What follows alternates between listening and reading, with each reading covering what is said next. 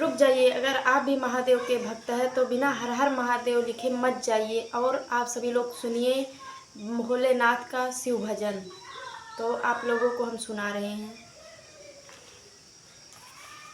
काशी के रहवैया हमार भोला, काशी के रहवैया हमार भोला।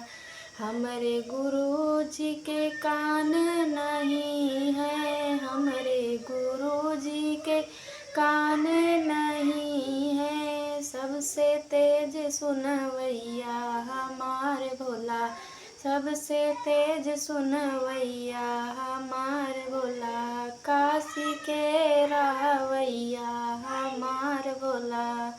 हमरे गुरु जी के आँख नहीं है, हमरे गुरु जी के आँख नहीं है। सबसे तेज देखवैया हमार भोला, सबसे तेज देखवैया हमार भोला। काशी के रहवैया हमार भोला, काशी के रहवैया हमार भोला।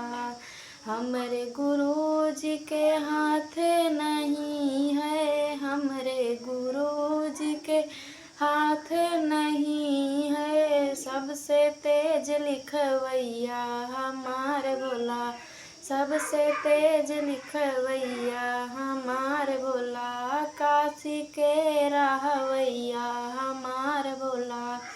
हमरे गुरु जी के पैर नहीं है, हमरे गुरु जी के पैर नहीं है। सबसे तेज चलवैया हमार भोला, सबसे तेज चलवैया हमार भोला।